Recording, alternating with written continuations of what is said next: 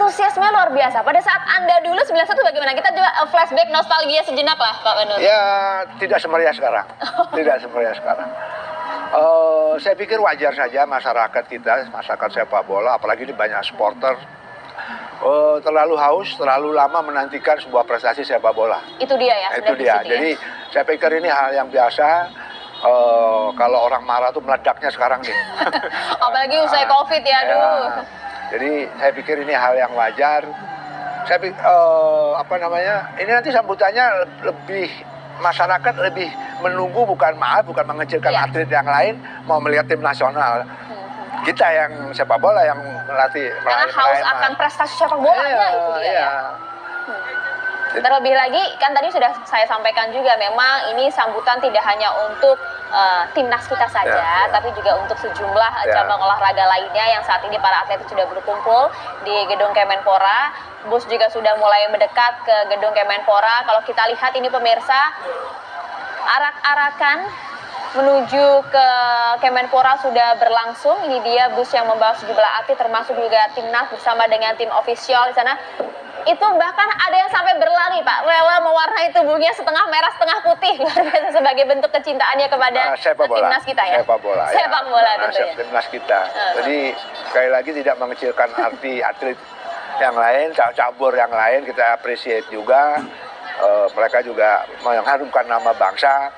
Tetapi sepak bola ini khusus karena 32 tahun tidak ada prestasi dalam SEA Games.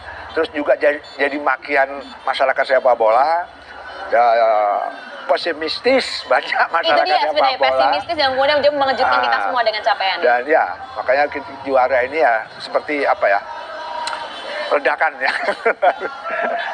Kalau Anda lihat kemenangan kita saat ini, salah satu indikator ya apa Pak? Dari segi memang materi yang disiapkan oleh coach Syafrinya kah atau enggak, pasti faktor head coach-nya, tetapi bahwa di Indonesia ini bakat-bakat sepak bola itu nggak akan habis sebenarnya, asal ada kesempatan kompetisinya, dipegang pelatih yang berkualitas, kesempatan main di liga yang penting, itu yang paling penting. Kalau bahan bakunya sebenarnya sama lah alam kita ini kan. Bahan kita kan banyak, bahan baku kita, apa aja ada kita, ya kan? Tapi bagaimana mengelolanya, kan gitu kan? Di olahraga pun sepak bola khususnya sama, dari era senior saya sampai saya, di bawah saya sampai sekarang, bakat-bakat muda itu nggak akan putus gitu kan. Tinggal bagaimana mengelola itu kan sebenarnya. Mengelola itu menjadi sebuah produk yang bisa dijual di internasional kan gitu kan. Tim pelatihnya juga luar biasa kalau kita lihat pada timnas U22 SEA Games ini, tidak hanya coach Indra Syafri saja, tapi asisten pelatihnya ada Bima Sakti, ada Kurniawan, ada Yayan juga di sana. Ini Anda lihat seperti apa? Ya harusnya seperti itu, karena sebuah head coach itu kan matanya cuma dua, otaknya juga cuma tapi kalau banyak orang-orang hebat diterjunkan, di behind dia ada orang-orang hebat, itu kan tetap decision-nya ada di head coach. Tetapi masukan itu kan buat bahan dia untuk berpikir sebenarnya, untuk memutuskan. Itu yang paling penting seorang head coach. Jangan dipikir semua, diputuskan sendiri gitu kan. Nah, bisa salah. Tapi kalau yang bisikin 5 orang, di situ ada Kurniawan, ada Bima dan kawan-kawan, ada Yayan. Keputusannya kan ada di head coach sebenarnya. Tapi masukan itu kan penting untuk dia memutuskan. Itu dia. Itu kalau kita lihat dari sisi pelatih dan juga asisten pelatihnya juga.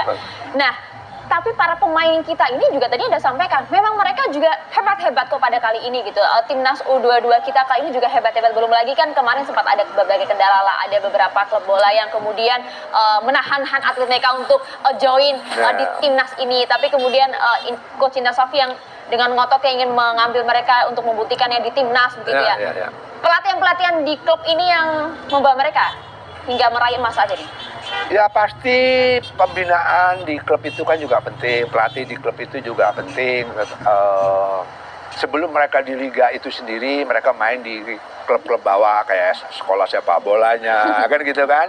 Itu juga penting Mbak, karena dasarnya kan dari situ gitu kan. Sebelum nanti ke Liga 1, sebelum Liga 1 mereka ada namanya Elite Pro usia muda. Nah itu sekarang ini alhamdulillah kebetulan saya ini juga instruktur pelatih.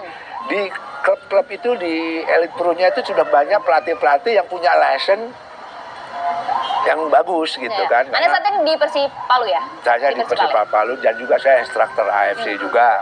Jadi banyak pelatih-pelatih sekarang yang punya kualitas sebenarnya, mengelahirkan pemain-pemain berkualitas nantinya kalau dikasih kesempatan di kompetisi yang benar. Nah, kalau pemain asingnya kebanyakan bagaimana, Mbak? Ini anak-anak ini kayak Marcelino kan main inti di Persibaya, begitu juga si kapten kan gitu, atau yang lainnya. Kalau dia cadangan terus duduk terus, dia nggak ada di tim nasional dan tidak bisa mengambil pengalaman di situ.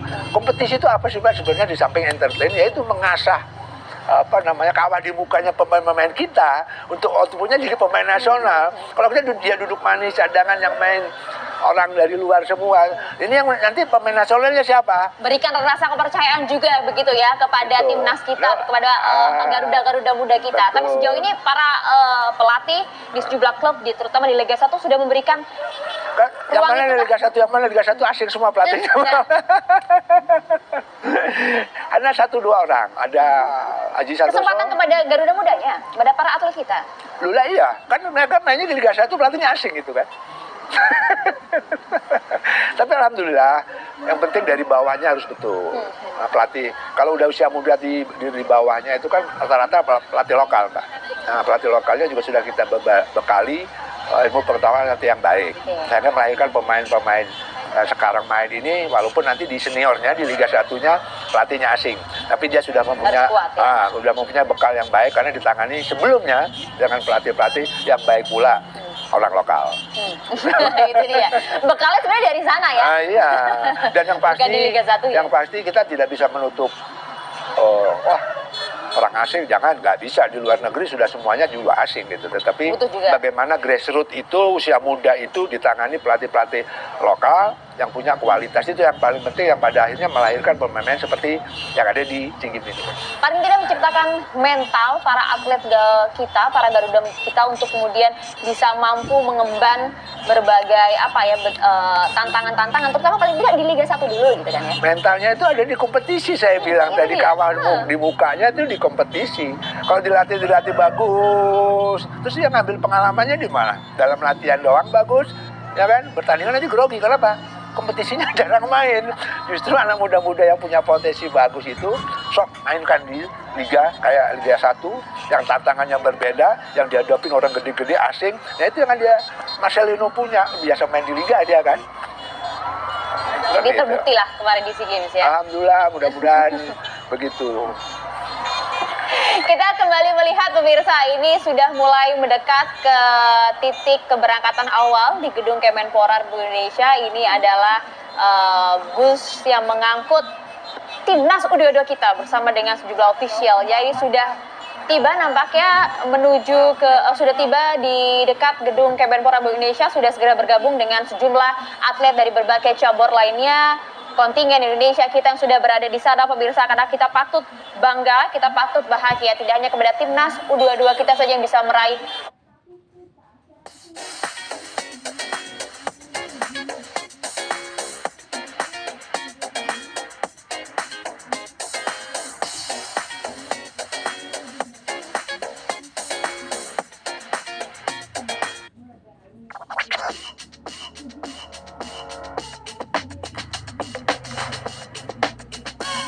Inovasi menjadi pijakan menuju dunia tanpa batas. Terobosan yang tidak pernah berhenti, menghadirkan keunggulan di setiap sisi. Keunggulan yang hadir melalui smartphone flagship Oppo terbaru, Oppo Find N2 Flip. Kami menghadirkan smartphone flagship terbaru, Oppo Find N2 Flip. Smartphone lipat Oppo pertama di pasar global. Oppo Find N2 Flip menghadirkan the next level engineering. Flexion hinge terbaru dengan desain water drop memberikan sudut lipatan tipis untuk meminimalisir lekukan pada layar. Oppo percaya, smartphone lipat yang baik harus memiliki cover screen yang secara mudah dan intuitif. Dengan cover screen vertikal terbesar saat ini yang berukuran 3,26 inci yang sangat fungsional. Lebih dari smartphone lipat lainnya. Banyaknya fitur fungsional yang hadir pada Oppo Find N2 Flip memberikan pengalaman yang berbeda dan lebih baik. Oppo Find N2 Flip juga dilengkapi kamera yang dikembangkan bersama dengan produsen kamera legendaris Hasselblad. dengan layar besar disertai mode Flex Form Photography memberikan kebebasan dalam berekspresi. Inilah cara Oppo Find N2 Flip mendefinisikan ulang pengalaman dalam menggunakan kamera. Always in control, all in your palm. Baterai 4300 mAh, baterai terbesar di smartphone lipat saat ini, dan didukung dengan fast charging 44 watt SuperVOOC, memberikan pengisian daya tercepat di antara smartphone lipat lainnya. Kami yakin bahwa Oppo Find N2 Flip dapat menjawab semua kebutuhan para pengguna. Sekali lagi, selamat datang di era baru Oppo. Lagi kan di secara umum gitu. Tapi kalau anak atlet yang profesional, saya pikir justru dibandingkan dia, bisa nggak dia memanage apa yang dia dapat selama dia berolahraga. Kayak anak-anak bola ini kan main di Liga 1 duitnya banyak.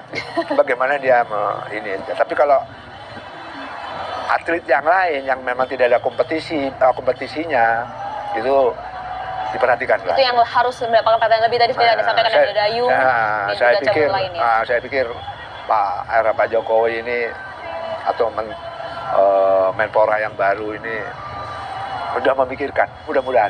Mudah-mudahan. Semoga dicatat tadi ya, catatan dari Bang Banur. Bang, tapi Anda salah satu juga atlet yang kemudian membawa emas di SEA Games tahun 91 bersama dengan sejumlah atlet-atlet lainnya, bahkan sempat masuk juara umum beberapa kali Indonesia ya pada saat itu di SEA Games. Apa sih kemudian curahan-curahan begitu ya dari para senior-senior atlet kita ini? Ya itu tadi yang sudah saya bahas. Ya kan, masa depan. Memang itu poinnya ya? Masa depan, terus ada kemudahan untuk mungkin dia melanjutkan studinya, terus jadikan pegawai gitu kan. Yang dulu adalah beberapa kerja jadi PNS, di pegawai bank banyak gitu kan. Tapi ada juga yang nasibnya kurang bagus gitu kan. Keberlangsungan seperti apa sekarang yang mereka-mereka yang mungkin tidak mendapatkan kesempatan seperti yang lain gitu? Tapi ada beberapa menpora yang terdahulu, ada sumbangan, ada penghargaan, tiba-tiba dikasih rumah, ada belakangan ini ada dari menpora yang sebelumnya. Oke, baiklah pemirsa, kita masih melihat bagaimanakah kemudian arak-arakan timnas kita yang sudah menuju, bahkan sudah tiba di depan gedung Kemenpora Indonesia. Gambar drone kita di layar pojok kiri atas sudah luar biasa menggambarkan antusiasme masyarakat, sungguh ramai, bahkan jalanan kita begitu ya. Luar biasa sudah memenuhi jalanan. Jadi sekali lagi ini masih hari Jumat Pak, hari kerja gitu ya. Jadi mohon maaf jika kemudian perjalanan Anda menuju ke sejumlah tempat termasuk perkantoran dan juga lain-lain ini agak terganggu dengan sambutan meriah untuk sang juara kita. Seluruh atlet, tidak hanya timnas saja tapi seluruh atlet kontingen Indonesia yang tergabung dalam SEA Games 2023. Dengan kemenangan timnas kita kemarin, Bang Banur, dan juga materi kita yang tadi Anda sampaikan, kayak nampaknya materi atlet kita sudah lebih bagus lah dibanding sebelumnya gitu ya. Next, apa kemudian kita bisa menyabet juga emas di ASEAN? Di SEA Games lagi? Ya. Ya, harusnya bisa. Harusnya bisa karena yang penting persiapannya, Mbak. Persiapannya bagus, terus pemainnya juga berkualitas lah. Artinya seperti saya bilang tadi, kasihlah anak-anak muda itu kesempatan untuk berkompetisi di liga yang baik. Nah itu dia, berkompetisi di liga yang baik atau di pertandingan yang baik. Kalau kita lihat kan sekarang kan mereka ini kan U22 nih, ya. Bang Banur. Nanti berarti pertandingan-pertandingan berikutnya apa saja? Ya dia kan balik ke klubnya kan, balik ke klubnya di Liga 1, berkompetisi di situ. Kalau timnasnya?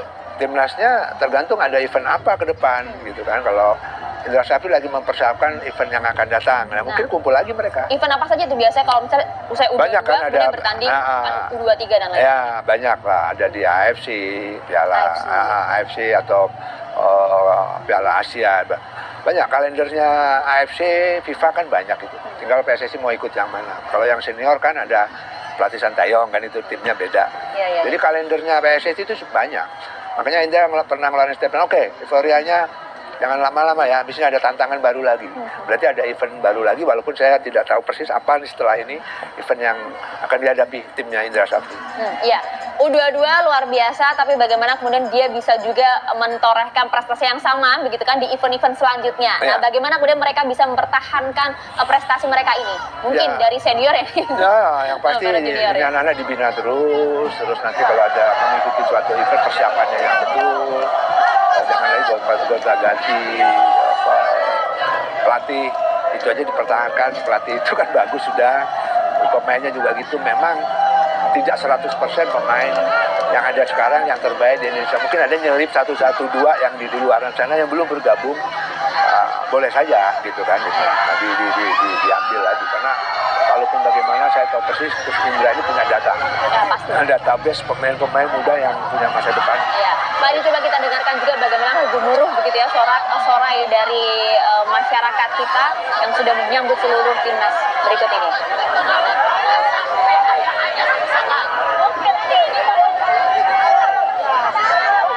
Siap, saya kawal.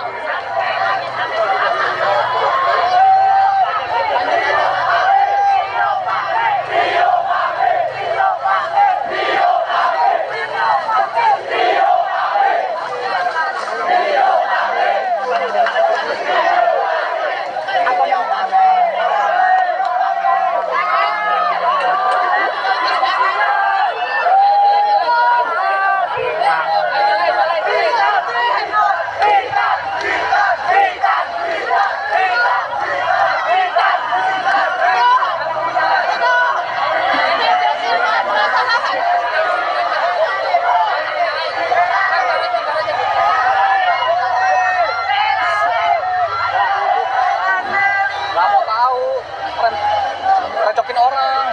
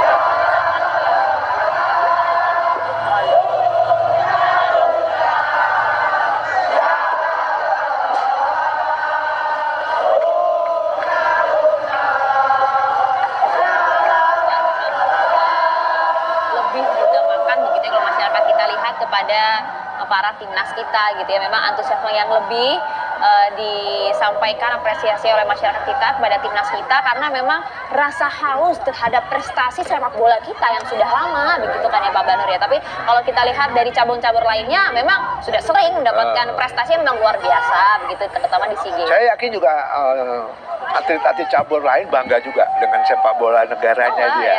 Pasti gitu kan, karena yang sepengetahuan saya bahkan atlet yang lain itu juga senang main bola soalnya. Senang nonton bola, apalagi lagi Eropa nonton itu walaupun dia atlet renang umpamanya. Apalagi sekarang dia punya tim nasional negerinya sendiri, walaupun dia berolahraga atau prestasinya bagus di caburnya dia berbangga ini. Pasti bangga. Kan? Pasti bangga karena memang sepak bola ini salah satu olahraga yang kemudian menyatukan kita semua gitu ya namanya. Nah, ini nampaknya kita lihat juga pemirsa di layar kaca Anda di bagian sebelah kiri ini bagaimana antusiasme masyarakat begitu ya yang sudah luar biasa menyambut kedatangan timnas kita. Memang sudah haus betul dengan prestasi, sudah 32 tahun kita berpuasa begitu ya dengan prestasi kita di SEA Games. Dan juga di sebelah kanan ini kalau kita lihat para atlet kita yang sudah dengan antusias menyambut berbagai sambutan meriah dari para pecinta bola aja. Bang Manur, kita coba nostalgia sedikit lah ya, pada tahun 91 kala itu sudah biasa juga nampaknya cabur-cabur kita menjuarai SEA Games, tapi pada saat itu sepak bola kita terakhir memenangkan emas di SEA Games ya pada zaman Anda begitu kan? Ya, yang pertama itu 87. Sorry, ya 87 betul. 87 di Senayan. Setelah itu kita sambung 91. Manila. Satu. Ya sudah, sampai sekarang baru dapat lagi. Dengan perjuangan yang luar biasa dan pertandingan menurut saya spektakuler. Nah, kita bahas pertandingan di sana seperti apa pada saat itu? Waktu zaman saya. Thailand juga kan? Sama juga, tegangnya sama juga gitu, karena lawannya bebuyutan. Waktu zaman era kita dulu, Vietnam belum masuk. Vietnam itu mau main di Vietnam, mau main di Jakarta, di tempat lain kita libat. Dulu itu kekuatannya justru ada 3, Malaysia, Indonesia, sama Thailand. Plus Myanmar, dulu namanya Burma gitu, atau Singapura. Vietnam belum masuk itu. Sekarang hampir sebuah negara ASEAN udah merata kekuatannya, karena sepak bola itu sendiri kan berkembang dengan baik. Terus AFC dalam hal ini juga punya kontribusi untuk pengennya negara ASEAN anggota dia itu atau Asia, negara-negaranya sepak bolanya makin banyak bantuan segala macam. Ada khusus pelatih untuk pemain, untuk pelatih untuk meningkatkan kualitas pemain yang di negaranya masing-masing. Sudah dilakukan itu, makanya sekarang Asia itu udah lumayan sepak bolanya sebenarnya. Terlebih lagi kemarin kalau Anda lihat ada apa sih dengan Thailand begitu? Apa memang timnas kita memang luar biasa begitu, materinya jauh di atas Thailand, atau Anda juga melihat ada kelemahan Thailand tidak seperti biasanya kemarin? Ya kelemahannya dia kenapa kalah kan gitu. Saya pikir enggak, karena memang anak-anak luar biasa menurut saya. Penampilan anak-anak luar biasa, mentalnya luar biasa. Itu yang kebalas 2-2. Tadinya saya sempat optimis, pesimis. Aduh, biasanya anak-anak atau pemain bola yang lain kalau udah 2-2 udah leading 2-0, Itu dia. drop. Karena begitu kemasukan 2-1, kayak dia dibangunin dari gitu dulu. Iya. Dia bangkit. Tapi lagi. kemarin beda. Ya itu dia yang saya maksud. Begitu dia 2-1 baru dia kaget. Waduh, kayak bangun dari tidurnya gitu. Dia fight lagi. Nah itu dia, ada tidak pada saat 2-2 itu ya, ada tidak Anda melihat gitu ya, salah satu pemain Garuda Muda kita yang kemudian memberikan semangat, kaptennya ya, Rizky Ridho ya? Ridho. Di samping juga pasti official di luar teriak-teriak ya. Nah, udah 2-2 itu kan Thailand sendiri kan sampai berantem itu kan. Iya. Pak Marji. Gak nyangka juga ya ada insiden seperti itu ya? Pak Marji sampai manajer tim sampai dipukul itu. Mereka juga, Thailandnya juga puas sekali menyamakan kedudukan dan mungkin dia bisa membalikan keadaan 3-2 gitu. Tapi anak-anak luar biasa menurut saya secara mental, dia bangkit lagi dan dia bisa menang 5-2. Ya justru yang tadinya mental timnas kita, mental supporter kita yang kemudian dianggap remeh begitu oleh Thailand, justru berbalik kita melihat ada apa dengan mental Thailand dengan berbagai insiden. Enggak juga, jangan begitu dong. Emang anak-anak lagi bagus ini sekarang. Ya gitu, wah, luar biasa memang. Insiden-insiden itu yang kemudian kita tidak duga kan dari Thailand, Bang Banu. Ini luar biasa kalau kita lihat nih sejumlah atlet kita. Tadi kalau Bang Banu bilang kaptennya memang cukup bagus nih di timnas U22 kali ini, memberikan semangatnya, membangkitkan juga mental dari para pemain lain-lainnya gitu. Jadi pantas saja lah ya mereka untuk berbangga, bersukaria pada hari ini. Penting kapten itu tidak di luar, tidak di dalam lapangan juga, di luar lapangan juga harus bisa memimpin teman-temannya. Ridho kemarin juga begitu, dia bisa memimpin teman-temannya, dia bisa ngasih semangat teman-temannya. Kan dia berapa kali dia marah, itu harus, orang kapten harus begitu. Makin ramai saja nampaknya pemirsa kalau tangkapan drone kami langsung dari depan gedung Kemenpora Indonesia, antusiasme masyarakat untuk bisa menyambut para juara kita sejumlah atlet. Sekali lagi ini adalah sambutan meriah tidak hanya kepada timnas U22 saja, tapi ini juga sambutan meriah untuk seluruh atlet kita, baik juara ataupun tidak, karena luar biasa raihan medali yang didapatkan oleh kontingen Indonesia di SEA Games 2022. Sekali lagi kami kulas untuk Anda pemirsa, kontingen Indonesia pun ini juga terpacu bahkan juga termotivasi begitu ya, hingga kemudian akhirnya mampu meraup total, kalau kami total ada 276 medali dengan rincian 87 emas, 80 perak dan 109 perunggu. Memang ini merupakan pencapaian SEA Games terbaik kalau bisa kita bilang, Pak. Kalau zaman Anda sih luar biasa. Ini ternyata SEA Games terbaik Belakangan dalam ini. 6 edisi SEA Games. Belakangan ini. Itu dia. Ya. Dalam 6 Jangan dulu dong. edisi Dulu SEA Games juara umum terakhir terus. gitu. Makanya dia harus ada endingnya nih. Tapi memang selama 6 tahun terakhir ini adalah yang terbaik, Ya, Pak. setuju. Capaian yang terbaik selama 6 tahun terakhir. Meskipun kalau zaman Anda sudahlah pasti juara umum itu, Pak. Nah, sekali juara marah Bapak Presiden kita waktu itu. Karena memang targetnya selalu juara umum yang pertama ya. Tapi setelah 6 tahun ini dengan capaian kontingen Indonesia kita di SEA Games yang butuh motivasi luar biasa, ini mungkin menjadi salah satu motivasi. Ya, kita apresiasi juga pemerintah dalam ini Kemenpora, KONI untuk mencoba bangkit lagi dari keterpurukan kita di ASEAN, kita nomor 4 semalam sebelumnya kan gitu kan.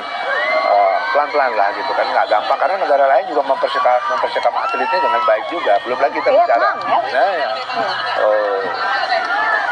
Mudah-mudahan sih ke depan step by step naik juara umum lagi. Itu dia, amin amin. Dan sepak bola harus juara lagi. Oh pasti, dan juga cabur lainnya. Bang Banur, kita coba ajak Anda, Bang, bersama dengan pemirsa juga. Kita lihat kondisi terkini langsung, keramaian, kemeriahan, dan juga tidak hanya dari para supporter, masyarakat luas, tapi juga para atlet.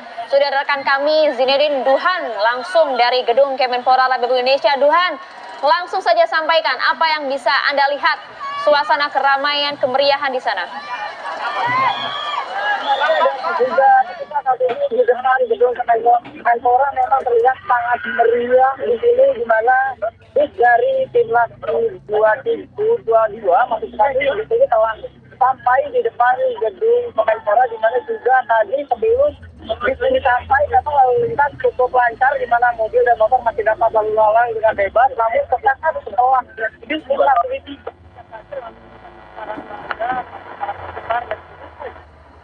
yang kemarin berlaga di Sijam dan akhirnya mendapatkan medali emas setelah menyumbangkan timnas Thailand dengan skor 5-2 ini langsung mengerungi sekitar tingkat yang digunakan oleh para pemain timnas U22. Dan kita akan tadi sempat lihat tadi di atas, sekarang sudah ada pemain timnas yang sedang menyapa sebenarnya melihat juga Beta, Arhan dan juga beberapa squad lainnya yang mudah-mudahan ini sudah cukup interaktif sejak tadi menyapa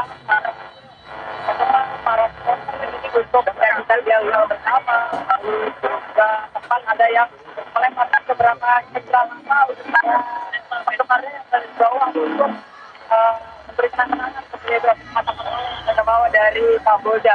Lalu juga dapat kabarkan kepada Anda di sini lalu lintas sudah terjadi penutupan jalan, namun juga dari pihak Dishub sudah melakukan pengaturan agar lalu lintas tetap dapat berjalan. Di sini terlihat memang untuk motor saja Maria Tegas ini cukup tersendat cukup parah karena hanya tersisa 1/4 jalur dari seharusnya 1 jalur yang bisa dilalui oleh 4 mobil skala berjajar, namun untuk sekarang hanya bisa untuk dilalui oleh 1 mobil atau bisa untuk 2 motor sampingan di sebelah kiri saya. Nah, saat ini juga saya sudah bersama dengan mobil pickup yang memang digunakan oleh Kemenpora, di mana nanti para media dapat terus mengikuti pergerakan baik dari bis yang digunakan oleh timnas sepak bola maupun bis Surmusa, atau tadi di dalam sudah ada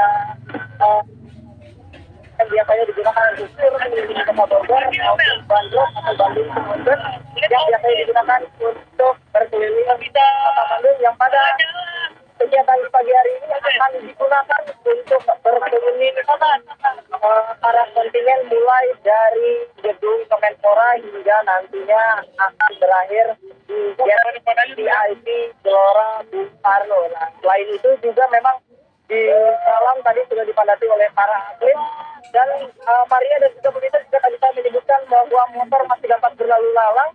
Ternyata motor-motor yang diberi kesempatan untuk berlalu lalang di jalan ini juga memilih untuk berhenti dan melihat bagaimana idolanya atau para pemain yang kemarin mendapatkan medali emas. Ini sampai di gedung Kemenpora. Nah, dapat kami lihat juga memang tadi sempat terjadi cooling down dulu sementara karena mungkin lelah dari para pemain timnas untuk menyapa, namun sekarang kembali sudah interaktif kembali. Dilihat juga di belakang saya bahwa sebagian besar memang yang datang ke sini, Maria dan juga pemirsa, ini merupakan wanita karena ingin melihat nih para pemain idolanya timnas yang notabene berisi laki-laki semua seperti itu. Jadi memang idolanya ini lebih banyak dari kaum wanita yang dari tadi berteriak memanggil pemain idolanya nih, seperti Arhan yang berada di depan, lalu juga ada Pak Erick Thohir yang sedari tadi juga ikut menyapa para penggemar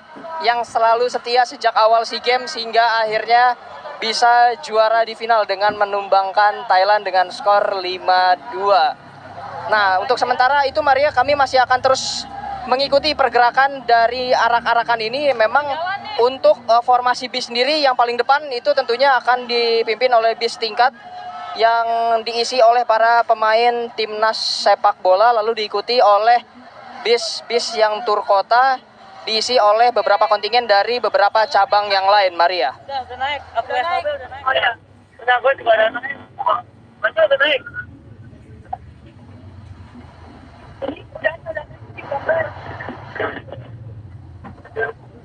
Apa yang lu Mas? Untuk kegiatan tersendiri? Mana? Tapi turunin aja ya.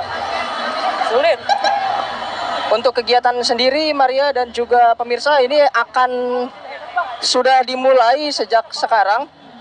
Ini mulai bergerak perlahan meninggalkan gedung Kemenpora, di mana juga dipastikan para penggemar atau para supporter timnas Indonesia di SEA Games 2023 ini akan mengikuti dari samping maupun dari belakang rombongan bis ini yang akan nantinya finish di gedung maksud kami di gate VIP Gelora Bung Karno. Selain itu juga memang ada beberapa rute yang akan dilalui oleh arak-arakan ini. Salah satunya adalah kita start di gedung Kemenpora, lalu kita akan berlanjut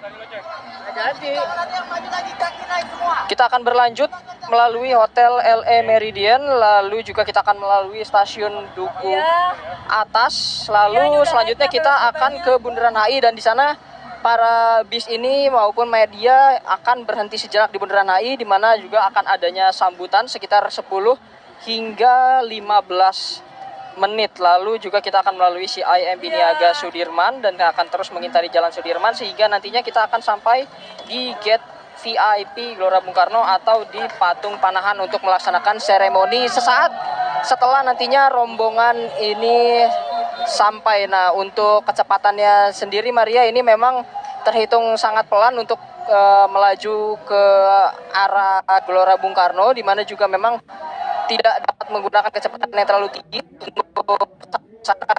dan ini maupun menggunakan motor. Ini di belakang saya terlihat juga memang masyarakat yang datang ini mengibarkan bendera merah putih membawa syal bertuliskan Indonesia menggunakan jersey timnas, baik jersey yang baru digunakan timnas di Games 2023. Games 2023 kemarin maupun juga jersey yang telah digunakan oleh timnas sebelumnya. Bang Joy katanya naik juga. Tidak Duhan, kalau untuk bus yang dinaiki oleh para timnas U22 kan kita sudah tahu betul ada bus tingkat berwarna merah dan putih. Tapi Anda bisa gambarkan juga tidak para petinggi di Kemenpora, terutama para Menpora, kemudian Ketua KOI dan juga lain-lain, ini mereka berada di bus bagian mana, Duhan? Bang Joy juga nih yang naik. Ya, sejauh ini yang dapat kami pantau dari titik kami mengabarkan atau tepatnya dari memang mobil yang disediakan oleh Pak Kemenpora untuk para media, di sini hanya terpantau Bapak Erick Thohir ini selaku Ketua Umum PSSI yang berada di bis tingkat tempat adanya timnas sepak bola Indonesia. Namun dikabarkan juga untuk para petinggi lainnya seperti yang berada di Kemenpora, Menteri Pemuda dan Olahraga ini akan berada di bis tur kota atau seperti bis-bis Uncal yang berasal dari Bogor maupun bis Bandros yang berasal dari Bandung. Itu adalah bis warna-warni yang tadi pagi sempat saya jelaskan Maria bahwa memang bis ini sangat nyaman untuk digunakan sehingga memang dapat terlihat jelas siapa yang berada di dalamnya karena di bagian depan, kiri dan juga kanan itu terbuka Maria. Jadi kemungkinan besar untuk para petinggi di Kemenpora itu akan menggunakan bis bandros maupun uncal di belakang bis yang digunakan oleh timnas Indonesia. Maria. Duran melaporkan langsung dari titik Kemenpora menuju ke sejumlah titik lainnya menuju ke gedung Gelora Bung Karno. Kita coba akan lihat terlebih dahulu saat ini gambar terkini pemirsa yang bisa kami tampilkan di layar kaca Anda.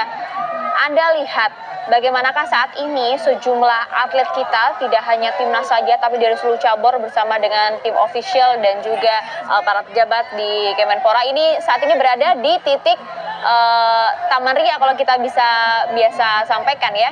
Di titik Sudirman menuju ke kawasan Gelora Bung Karno, antusiasmenya luar biasa. Nampaknya ini pasti akan mengganggu aktivitas lalu lintas Anda jika para pengendara melintasi kawasan ini. Mohon maaf, aktivitas perjalanan Anda sedikit terganggu karena ada penutupan jalan untuk menyambut para atlet kita yang tergabung di SEA Games 2023. Tapi nampaknya kalau kemudian telat menuju ke kantor masih dimaafkan lah ya oleh bos mereka gitu ya, karena memang alasannya cukup jelas, ada kemacetan untuk menyambut sang juara. Kita coba akan lihat ya rute arak-arakan yang akan membawa sejumlah atlet kita menuju ke titik akhir, yaitu di Gelora Bung Karno, Jakarta, untuk sejumlah acara spesial sambutan meriah untuk sang juara dari masyarakat Indonesia untuk para atlet yang bergabung di SEA Games 2023. Kalau kita gambarkan tadi, kita sudah gambarkan untuk Anda keberangkatan. Titik awal itu dimulai dari gedung Kemenpora Republik Indonesia. Mungkin tim kami bisa menggambarkan untuk Anda bagaimanakah rute demi rute yang akan dilalui oleh seluruh atlet SEA Games kita. Diawali dari gedung Kemenpora Republik Indonesia, kemudian bus arak-arakan ini akan berjalan menuju ke kawasan Gatot Subroto, kemudian akan melintasi kawasan Jenderal Sudirman, dan kemudian juga akan menuju ke titik bundaran Hotel Indonesia. Di Bundaran HI ini nanti kemudian akan ada juga sejumlah acara, karena kita lihat ada panggung yang sudah disediakan di sana hingga nanti di titik akhir, yaitu di Gelora Bung Karno, Jakarta. Jadi total paling tidak ada 2 panggung disiapkan untuk sejumlah atlet kita ini, yaitu di titik Bundaran Hotel Indonesia dan juga di titik Gelora Bung Karno, Jakarta. Bang Banur, sungguh luar biasa antusiasme masyarakat menyambut kemenangan dan juga atlet-atlet kita ini. Apa yang mungkin pesan khusus dari seorang senior, tidak hanya kepada para atlet timnas saja, tapi juga kepada sejumlah atlet lainnya dan juga untuk pemerintah kita? Sedikit silakan. Ya, yang pasti seperti saya katakan sebelumnya, kalau yang anak timnas 22 tahun ini euforia boleh, tetapi ada event-event yang lebih tidak kalah pentingnya dan tidak juga kalah membanggakannya kalau kalian bisa berprestasi lagi gitu kan. Untuk atlet, untuk pemerintah ya coba diperhatikan. Saya pikir pemerintah sekarang sudah mulai memperhatikan atlet-atlet yang berprestasi, dibantu, kalaupun ada bonus ditambah. Kalau bonus saya pikir sudah lumayan bagus, bagus. Tetapi bagaimana dengan atlet-atlet yang memang tidak ada kompetisinya, dibantu untuk mungkin pendidikannya, ada beasiswa, kalaupun sudah.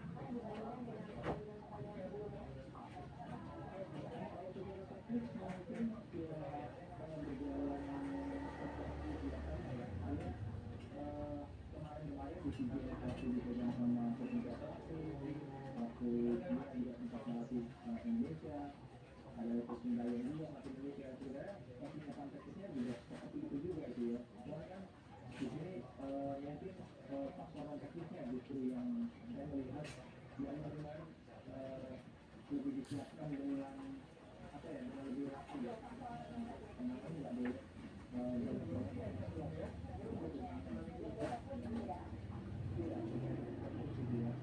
misalnya main juga kan kalau main juga juga sama netizen itu kan juga lebih kalau mainnya bagus di puja-puja itu juga berpengaruh juga nggak bagus juga itu kan kalau turnamennya belum selesai itu salah satu. Terus mungkin tim pelatih juga saya dengar mempersiapkan tim psikolog ya, karena ketika menghadapi dia sama Thailand itu bukan cuma teknik saja yang berpengaruh gitu ya. Faktor teknik, faktor mental itu juga berpengaruh karena apa? Di beberapa turnamen, di beberapa ajang itu Indonesia sering sekali belakangan ini kalah sama Thailand dan terbiasa gitu. Jadi faktor tekniknya saya melihat yang ini cukup rapi ya untuk pemain-pemain timnas yang ada di situ.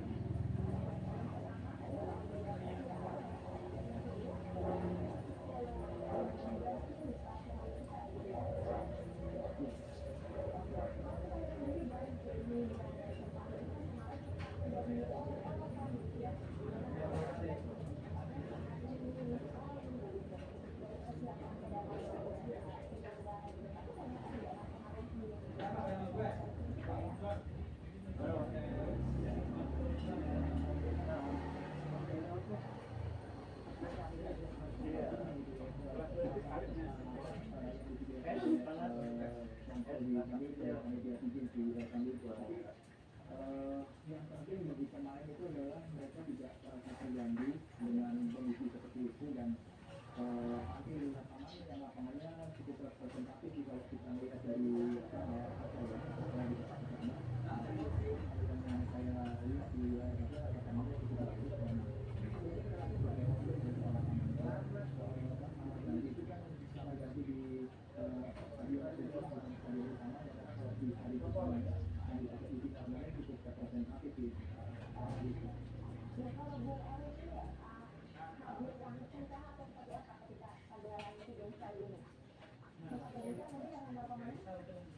Ini ada, saya ada di Jakarta, tapi ada beberapa teman yang di kantor yang ikut ke sana juga di orang ikut apa ya, ikut bisa mengambil juga seperti apa di sana ya, cukup bisa melakukan seperti apa ya di sana. Kemudian kalau kita simak juga di pertandingan yang terakhir di babak final ini sempat terjadi adu jotos begitu, sempat ada ribut ini. Ini sebenarnya emosinya tidak terkendalikan yang dari tim ada dari tim Indonesia bisa menerima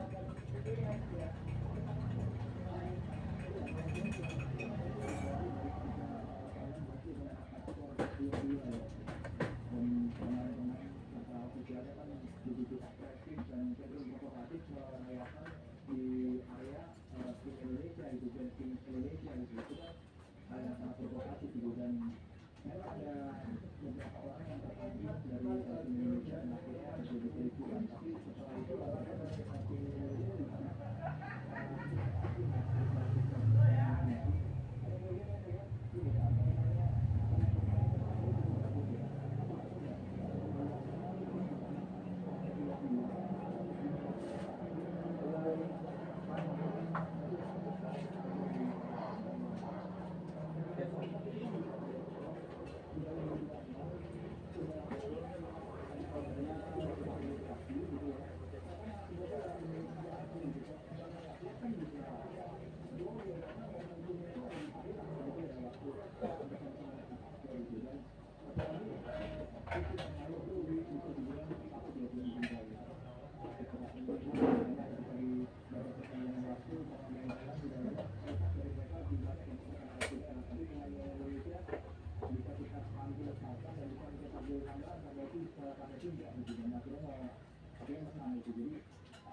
fisik, mental, mereka sangat-sangat teruji di Jawa dan Timnas. Kita ada yang menyaksikan gitu ya, udah dua apa bisa juga jadi dua-dua, aduh. Bang bisa berani. Apa namanya?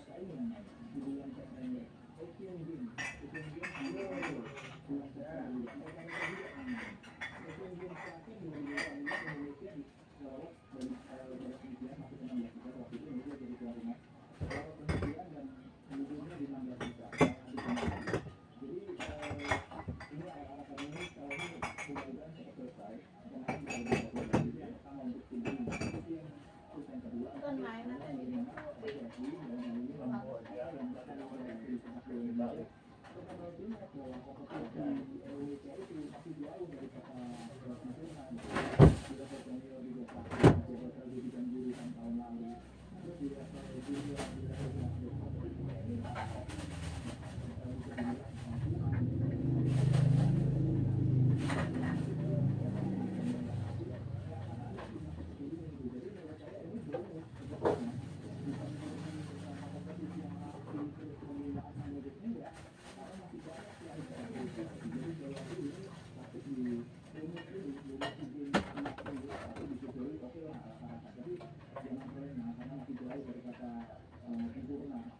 kompetisi Indonesia.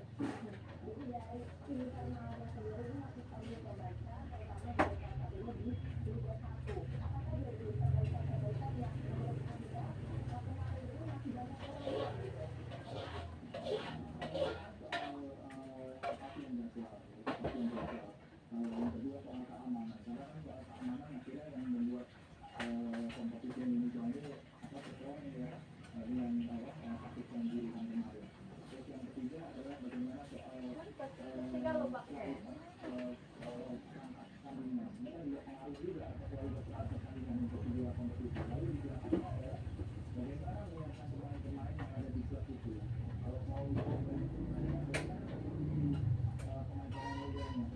yang usianya di bawah pemain senior ini, apakah ada kompetisi